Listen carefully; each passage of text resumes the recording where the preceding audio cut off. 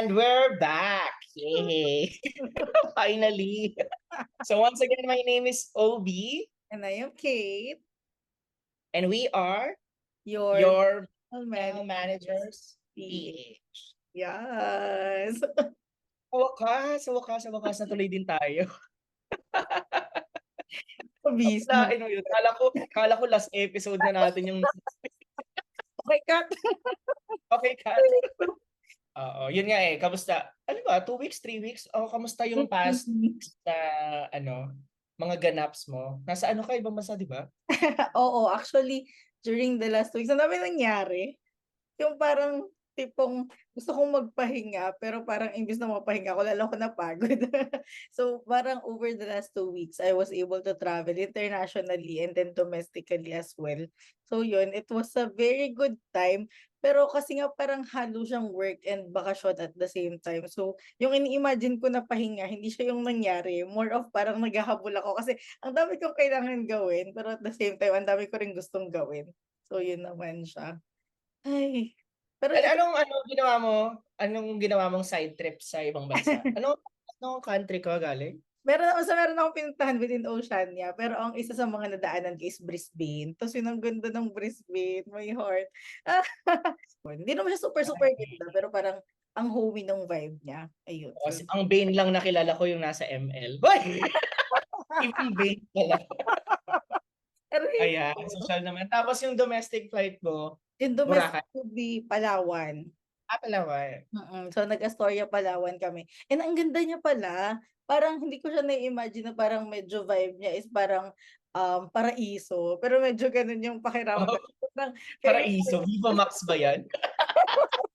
ayun, medyo paradise yung vibe. Parang, hala, ang payapa. So, merong spot doon na parang kahit pa paano, okay, makakahinga naman ako kahit pa paano, di ba? Ayun. Sobrang fully booked. Ako naman, ang ganap ko for the past 2 weeks, dalawang book sale yung napuntahan ko. Nag-Big Bad Oh. Wolf. Tapos nag-National Bookstore Balik Oo. Eskwela sale. Mm-mm. So, yan.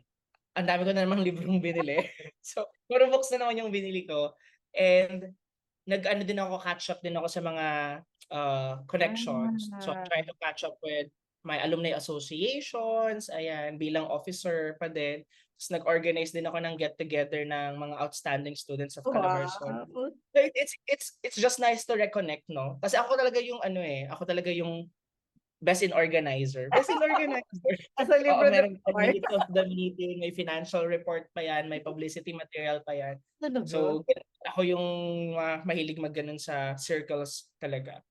And then ito, kaya ako nakakap. Yeah. Ganda. Kaya ako nakakap kasi nanood kami kahapon ng Little Shop of Horrors with S. Little Shop of Horrors Manila. Hmm. It was a musical play ang starring Karil, Oh. Nyoy, Marky, Hmm. so Odis or OJ. Nanood kami kahapon. It was really, really good. And kaya naghahanap na kami ng shows ngayon na gusto pa rin namin panoodin. Dalawang batch kasi sila. May Okay. alternate actors eh. So gusto naman namin mapanood yung isa pang batch ng actors sila. Sue Ramirez. I think this is the musical debut of Sue. Wow. And si Reb. Anong surname ni Reb? Nakalimutan ko yung surname ni Reb. Pero naghahanap na kami ng tickets for the other show kasi gusto rin namin mapanood yung other show. It's really good. It's a dystopian horror comedy show.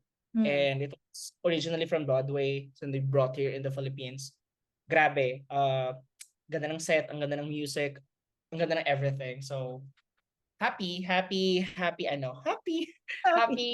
2 weeks talaga. So, kung panood kayo, Little Shop of Horrors, Manila, hanapin niyo lang sila sa IG. I think marami pang seats open yung mga padulo. Buong July lang sila magra-run eh. Hmm. So, it's really a good show. And yeah, yun yung pinagkaabalahan ko for the past 2 weeks. Medyo books and theater. Yun lang talaga yung ko eh. And people, books, theater, Diba? people. Pero Oo, parang doon ang lang daming talaga nangyari. ako. Uy, pero maganda, I think yung kay Karil, parang gustong-gusto niya rin talagang mag-focus ng musical right now. And gusto ko rin siyang mapanood. So, ang saya. Watch ka na. She's really good. Ang Hmm. galing niya. Well, of course, it's Karel, so talagang magaling talaga. Ano itsura niya? Itsura kasi sabi nila parang ang ganda niya daw in person. Ewan ko kung makita niyo ba siya. Oo, pretty talaga siya. So, talagang ang ganda ng vocals niya talaga. Pero again, ang favorite theater actor ko as of now is si Marky talaga. Grabe yung vocals tsaka acting skills ni Marky Strong. Love Mark it. Shelo, sorry. Marky Shelo, huy! Sumalangit tawa. Sorry, yung pumasok. Si Marky Strom. Nakita ko na rin siya in person dati, alam ko eh. Tapos pogi-pogi din talaga siya. Ayan. Two more shows pa sana in this year. Madami pang balak panoorin. Marami ka pa talagang mapapanood. Marami ka pa talagang Oo, kasi second half pa lang ng year. Nakakailang musical na ba ako? Wow! Ang dami na. Pero yeah, sana book more sales. shows. I think this kinds of things talaga yung it made me realize talagang this is what makes me feel more in sync with my inner self. Wow! And it makes me feel more alive. That's why Really I stick out too. spending time and spending money sa mga ganong ba. Kasi doon talaga ako feeling na this is uh what makes life worth living. Oh, Wow! ang ganda. Panaiyak. So, kaya isa yun sa mga ano ko, introspection ko lately na, ito talaga yung mga bagay that makes me, like happy. Diba? Importante yun eh, na kailangan alam mo talaga kung what makes your heart beat. Wow! Ang arte! Kanta yun ah! Oo, lalo So, yung mga yeah. moments na parang kailangan mo ng parang i-remind kung sino ka ba talaga or parang ano ba talagang ginagawa mo sa buhay mo. Yun, very important. Para hindi tayo work lang, no, nang walang purpose. At least ako yung purpose ko, para makabili ng Pastos. tickets. Ng libro, di ba? Yun yung purpose ng life ko. Pero yeah, those are the things, simple things na feeling ko will make me talaga inspired, ganyan, happy, and yun yung mga ano ko, pinag-iipunan ko talaga or pinag-iinvestan ko ng panahon at pera. The time. The Okay. moments. Wow. So that's our last 2 weeks. Sana na-miss nyo kami. And I think in this episode, may nabasa akong quotes na sa Facebook na pag dapat daw sumama ka sa lamesa na pangarap ang pinag-uusapan at hindi ang buhay ng ibang tao. But today, ang pag-uusapan natin, welcome sa lamesa tungkol sa buhay ng ibang tao. Because this is the series ng pag-usapan natin ang buhay ng iba, featuring isa sa mga influential people, most prominent people, CEOs, na feeling ko familiar din naman kayo. So ito ay magiging series discussion. At ang featured person natin for today, ang pagchichismisan natin today, I see Jeff Bezos. Yeah. yeah. So tell us more about Jeff Bezos. Wow, welcome Jeff Bezos. Biglang may guest pala. Ayan, sige. Tell us more about correct. Ang tagal naman Jeff Bezos. Ano ba yan? Ayan, give us more details about Jeff Bezos and why did we choose Jeff Bezos as our like first featured leader. Wow.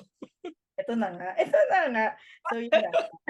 So, mga hindi nakakakilala, guys, si Jeff Bezos ay actually one of the leaders of Amazon previously. It also led to its success as they have been shown. And he is actually famous for his visionary ideas, his high standards, and even for his orientation on results. So, ngayon, pag-uusapan natin ang kanyang leadership styles, ang kanyang principles, ang kanyang mga quotable quotes, and even his Oh, di ba naman? Para naman talagang ma-deep dive natin kung bakit nga ba siya naging successful. At least, we try to learn from the best and that is him being one of them. So, yun na nga siya. yeah. Oo, para maging bilyonaryo din tayo. Oh, Yeah, yung Jeff kita Bezos I think is a billionaire. Yes. And I think about Jeff Bezos, yung leadership style niya kasi actually sinasabi na he is like well, there's like two concepts or two opinions about him na ano daw siya, yung kind of leadership niya ay medyo strict, medyo yung pinag-usapan natin last time, nasa side siya ng power Yeah. power side kasi medyo strict daw, medyo dictatorship, ganyan, micromanaging, ganun daw yung mga feedback. Pero may other side naman na ang analysis kay Jeff Bezos ay transformational leader. Oh, di ba? So, bakit ba siya may ganong klase ng ng perception? Doon muna sa bakit siya feeling ng iba, ano Mhm. siya, strict, talagang authoritative, autocratic ba 'yun? So Socrates, yes. bakit ganun yung impression sa kanya ng ibang mga leadership Mm. commentaries? Hmm. Yeah, I Oo. think coming from what you have discussed, so yun kasi nga I think yung isa sa mga key for Jeff Bezos is he has high standards. So syempre alam mo na 'pag high standards, 'di ba parang, "Oh, mali yan, oh, wag ganyan, wag ganito." So Oo. I think isa Ekis yun sa ka, mga tanggal ka. oh, next, gano'n. Tapos another would be his absolute decision-making power.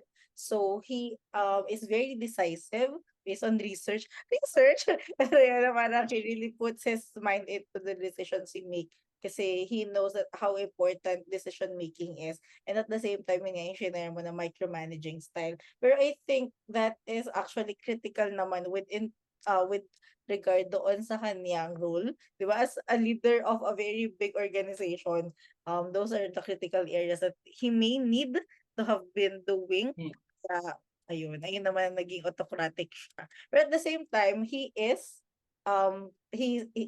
favors naman yung transformational leadership wherein he includes in his principles motivation, innovation, determination, empowerment, learning, and simplicity. So those are the transformational leader attributes that he has naman.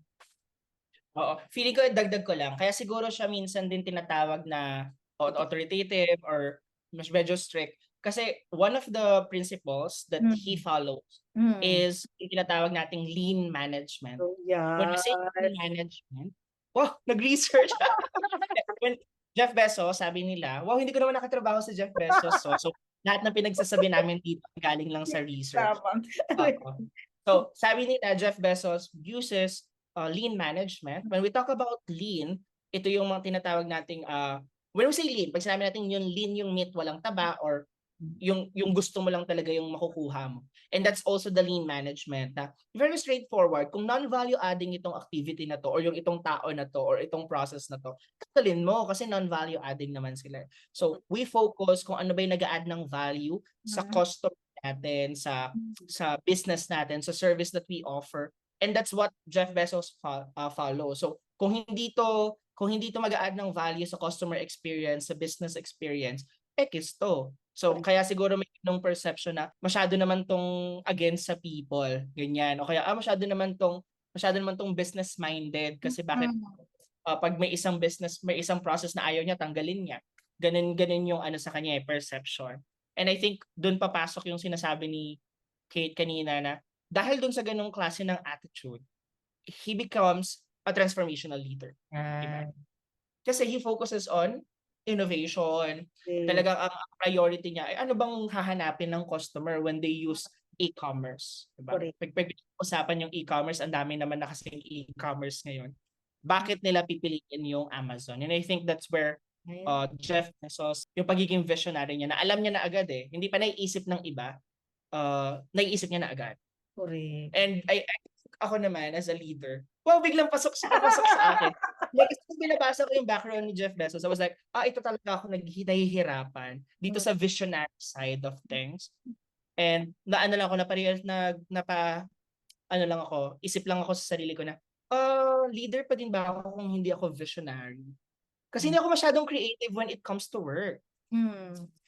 Nahihirapan din ako mag-isip pag tinatanong ka, kunwari ikaw, Kate, pag manager ka na, di ba, tatanungin ka ng boss mo, oh, what do you plan about your team? What do you Ah, envision for your team? I was like, kailangan mag-envision? So, doon ako na-challenge, no? Nahihirapan talaga ako as a visionary na where do you want to bring your team? Like, what is the next level for your team? And ako ngayon, as a baby manager, as a young manager, isa yun sa mga struggles ko. And I think, kaya maganda din tong gantong klase ng feature characters, feature, personalities. Hmm. Kasi natututo tayo sa kung paano ba sila Yan. nagiging visionary. Like, ano ba yung mga routine ni Jeff Bezos when Mm. we talk about Jeff Bezos, ano ba yung mga ginagawa niya commonly o yung mga hobbies niya or Correct, habits niya para mas maging visionary and transformational leader siya. correct. So, based on your research, okay, what are the things na pwede nating matutunan kay Jeff Bezos when we talk about how visionary and how transformational he is as a leader? Actually, ang ganda nung nabasa ko tungkol sa kanya kasi nga he is customer driven nga sa Amazon, and it had definitely led Amazon to be the top company in e-commerce industry, wherein ang ginawa niya based on our research na he would split his workforce into small teams and then making them focus on different tasks. And then at the same time, they also look into problems in order to improve the organization.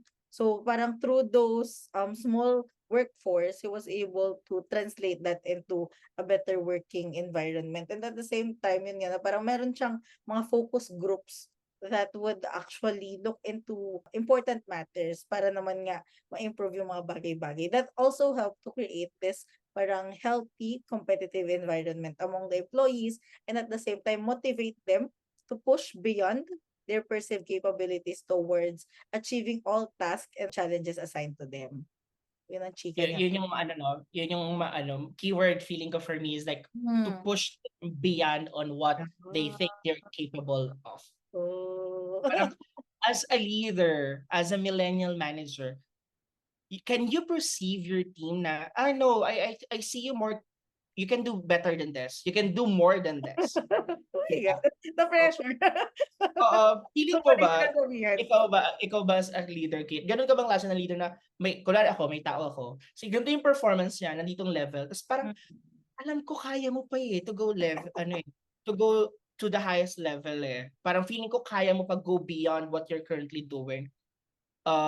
Ako naman, feeling ko nakikita ko yun sa mga tao ko, no? Pero ang hirap din kasi ng situation na nasa kami, online setup Oo. kami.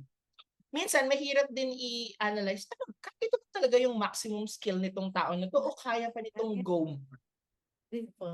Yun yung yun yung feeling ko puwede nating matutunan kay Jeff Bezos na ano ba yung description ng this person can do more than what they're currently doing na. Right. Ano yung limit ng pag-push, parang gano'n. Ako siguro yun, 'di ba nga sabi natin dati very intuitive tayo. So parang in that Mm, sense, we can look into people na meron pang potential talaga to improve. Well, lahat naman ng tao may potential, pero there would be this distinct people na may potential and alam mong may willingness to improve or parang go beyond the extra mile. And I think ako personally, I would have those people around me na parang, ay feeling ko si ganito, magaling siya and at the same time gusto niya. 'Di ba? Kasi mahirap naman na kaya niya pero ayaw na niya, eh. 'Di ba iba parang Like ako kaya ko naman pero ayaw ko ng gawin. Oo, exactly. Madaming gano'n, eh. Pero as I have learned managing people, I have seen na parang yung mga tao na meron yung mga potential and at the same time, they also want to grow further, professionally and personally. So yun yung mas parang inclined ako na parang, "Oh, dito tayo be, ito yung gagawin natin, ito yung mga puwede nating gawin or these are the things that we can look into the horizon." Pero hindi naman din sila pushing na parang, "Oh, ganito, ganito, ganyan." So more of parang soft push lang na parang, "Oh, andito ako na mm. if you want to grow further, I'm here to support you and we can look into things na ano pa yung kaya nating gawin." So yun naman yung parang na-excite ako for my teammates as well. Oo.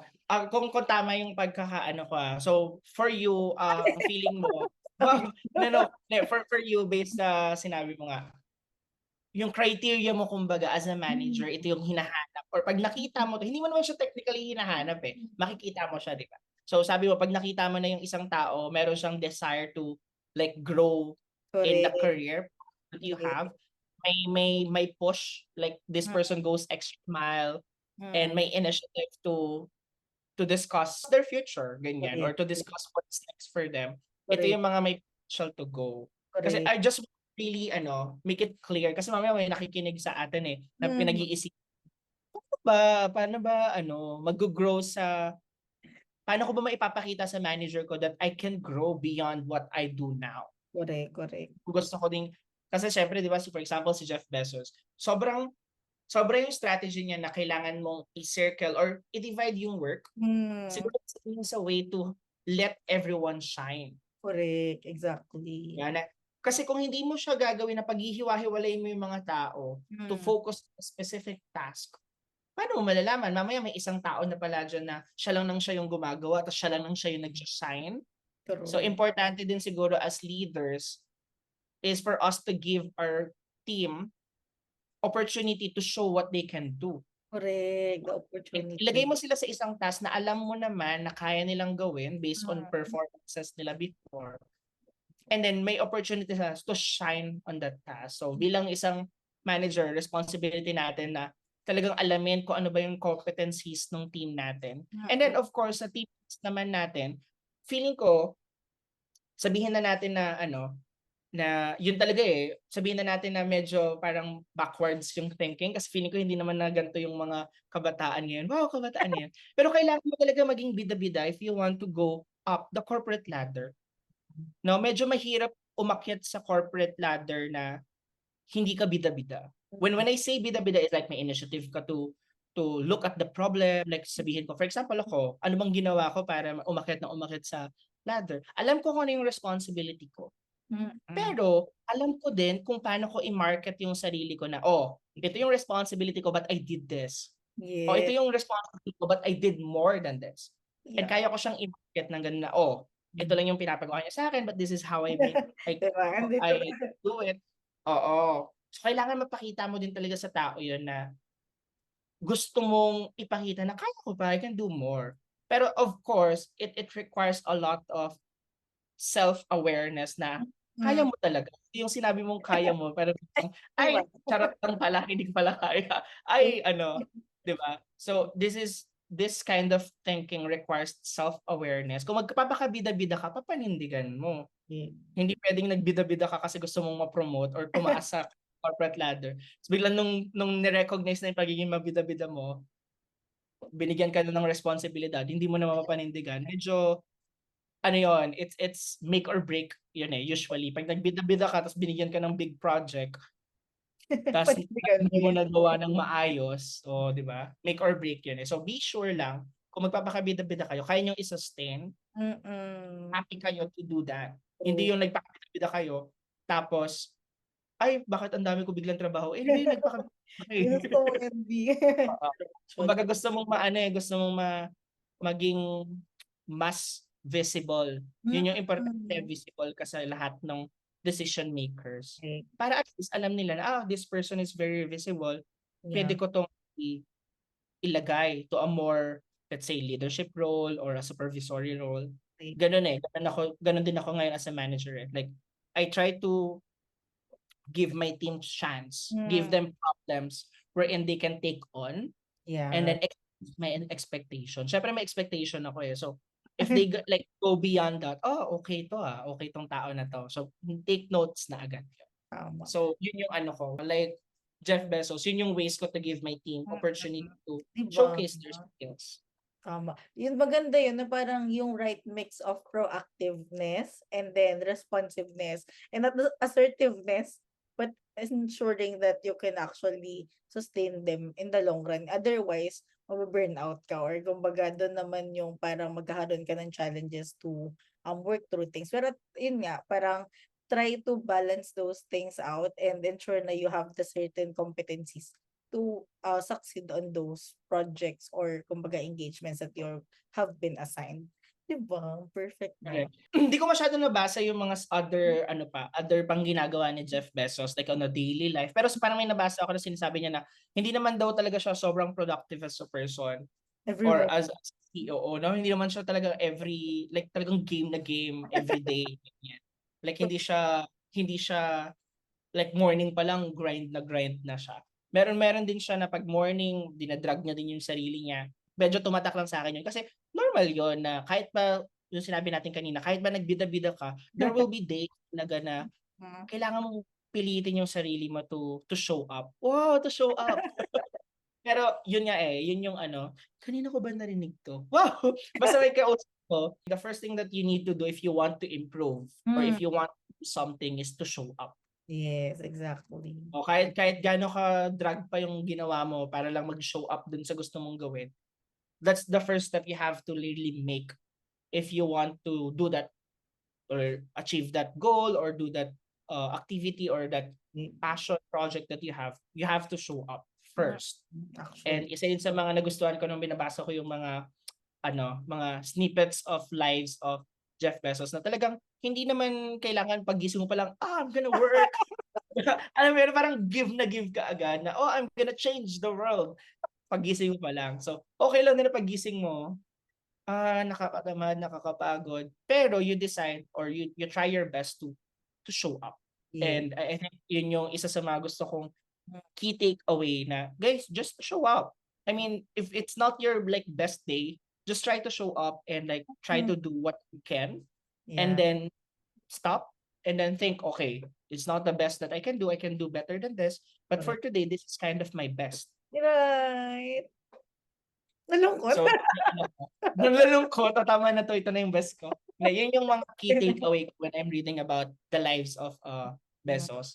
Ayan. Ikaw ba, Kate, what are your other takeaways sa pagiging leader niya, pagiging like ano yung mga ginagawa niya on the day-to-day? Actually, yung pinaka-key takeaway ko talaga is yung sinabi mo, yung nag-i-scroll siya sa umaga tapos pinipilit niya yung sarili niya. Ayun pala, hindi naman. Pero di ba parang normal na tao lang din siya who is able to achieve amazing things. I think yung isa sa mga similar sa akin with Jeff, yung parang Wow, CEO na yan. sorry, pero parang isa sa mga parang nakita ko na interesting na medyo same kami is that he is more of a morning person in a sense na he would prioritize yung high quality decision making in early morning, especially yung mga IQ meetings. Kasi nga, syempre pag umaga, usually doon pa mag-function yung brain mo after you have the coffee. Parang kung ako ang usual na strategy ko is that during the morning, we would set in yung mga daily status calls or at least daily alignment calls. And then from there, syempre kailangan mo medyo pukpukin yung utak mo or parang doon kasi usually ubusan ng utak parang kung paano mo haharapin yung umaga or yung araw na yun. So yun, isa sa mga interesting na parang, so medyo same kami na parang kailangan priority is sa umaga yung mga talagang nakakaubos ng utak na mga decision making items. And then nga, syempre magkakape ka, di ba? And then, at the same time, fueled by 8 hours of sleep daw siya. So yun, parang di ba? Wow, sana all. Naka 8 hours of sleep pa siya. So dami ng ginawa niya in life. Ayun naman. So parang nakakatuwa lang na he prioritize yung parang importance of mental freshness for an executive leadership. Diba? Perfect. Correct. Nakakatuwa lang. Actually, speaking of morning and evening person, actually either way naman you can thrive as long as you know kung saan nagpa-function best yung mind mo. So, Correct. lahat naman talaga ng mga ginagawa natin sa life, it requires a certain level of awareness. Dito ako nagta-thrive Gantong oras talaga ako sobrang productive. So, I will set all my time doing productive things during this period. Then after nito, yung mga small things na. Di ba may concept nga tayo na you eat your frog, ganyan. You like, you eat Yun. your frog, eat that frog. Mm. Basically that concept of productivity is like you eat the biggest frog of the day. Oh. Pinakamahirap na task, gawin mo na agad. Para at least kung mawalan man ikaw ng motivation, may maliliit na frogs ka na lang na kailangan kainin. Kasi di ba yung concept of eating a frog, parang, kadiri, ganyan. Pero concept na to is like, kainin mo na yung pinakamalaki, yung pinakamahirap.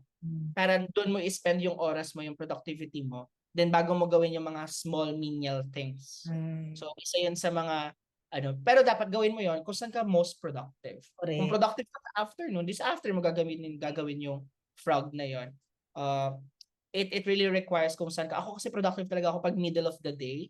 Hindi ako masyadong morning person, pero pag around like 11 a.m. to or 12 noon to 4 p.m., feeling ko sobrang productive ako niyan. So, doon ko sineset usually yung mga productive calls ko or mga mga gusto kong gawa. Pero mas nagiging productive din ako sa gabi. So, minsan, hanggang gabi nagwo-work ako. Ako lang naman eh. So, yun, isa yun sa mga na kailangan alam mo din talaga saan ka mas productive. So, alamin guys, kung morning person ba talaga kayo, afternoon person, o talagang tamad lang kayong tao. Mahirap, di ba? Mahirap yun kung tamad lang talaga tayong tao. Okay lang tamarin paminsan-minsan, pero pag araw-araw naman, medyo recalibrate tayo ng productivity rate. Okay. So, yun, I think in terms of this, pag-usapan natin ng buhay ng iba. Wow! Diba? Yan talaga yung well, siguro hindi naman natin maitatanggi na Jeff Bezos also comes from a family of like privileged people. Oo. So talagang kasama talaga ang privilege. May nabasa nga ako para maging successful daw. Kailangan mo ng talino, ng diskarte, ng connections at onting staffa. Charot! Hindi. What I meant is iba-iba kasi talaga tayo ng situation Okay. and iba-iba tayo ng resources. So what we're trying to say, hindi naman namin sinasabi na maging Jeff Bezos kayo. But what we're trying to say is kung ano yung resources that you have, kasi iba-iba tayo ng resources ng privileges eh. Try to make the most out of it. Correct. And try to make the most out of your connections. And isa yun sa magiging guiding natin to like really grow in the field that gusto natin mag-grow. Kung gusto nyo maging entrepreneur, kung gusto nyo maging corporate manager, just make the most out of all your resources. Kasi tutulong sila for you to go up. Yes. Wow. Yun yung ano ko, yun yung isa sa mga takeaway ko when reading about Jeff Bezos. Ganda. Ako naman siguro more on, hindi ko sinasabi na luck, pero kumbaga in terms of COVID, kasi di ba e-commerce, nag-boom siya after the COVID or during the COVID. So parang I think meron ding part of him becoming more successful, yung luck, or at least yung life itself. So parang given the resources that we have, parang luck tends to also play a certain role. O parang minsan kailangan mo lang din talagang manalig din sa swerte. So parang isa sa mga key takeaway ka na parang yes, he has this parang certain success, pero that success was actually parang pushed further through yung luck.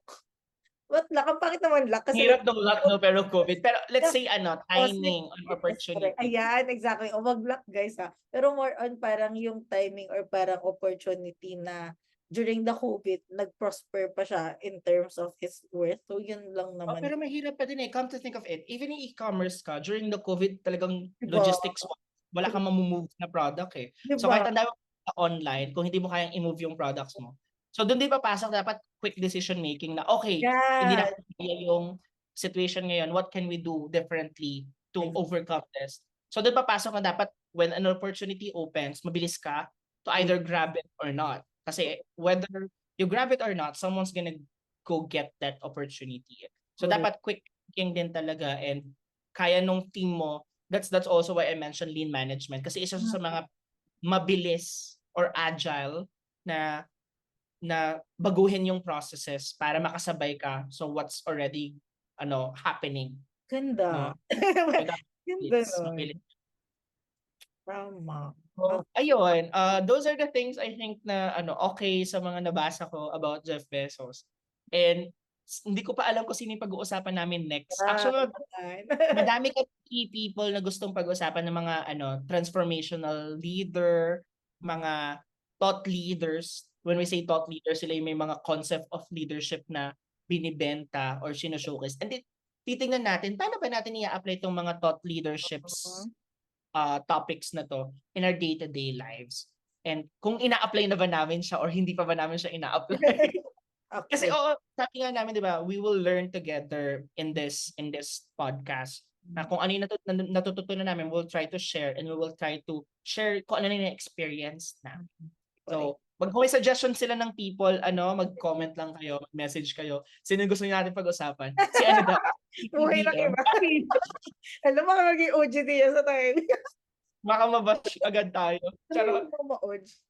Pero yung siguro, gusto ko lang din i-end yung podcast on my end with his quote na parang, work hard, have fun, and make history. Diba? Ang ganda. Mapagod ka, pero dapat masaya ka habang napapagod ka. Tapos, the rest, malay mo, parang from there, you would be able to create something very amazing as well. Ayun naman ang chicken. Like we make history together. Hoy! Ayan. So, ang ganda na. Don't forget yung fun kasi kasama talaga yon. Lagi ko sinasabi sa team ko, even you don't treat the workplace as a family, try to treat it as a community. Hindi naman kailangan family kung ayaw nyo ng family. Try to treat it as a community wherein you share your thoughts, you share your lives, snippets of your lives, and you like make the most of out of this community. Na this is a community of people with the same goal, which is magtrabaho, di ba? So try to ako ganun kasi ako people person ako eh. So try to make fun together, no? Magchismisan kayo, pag-usapan niyo yung buhay ng ibang tao. Charot. And that Hindi. leads us to our last minute. Oo. So yun lang, maraming salamat sa pakinig. Suggest kayo na pag-uusapan namin, okay? And Thank once you. My name is again, Obi, and I am Kate, and we and are we are your Millennial Managers PH. Happy Bye-bye, buzzer beater.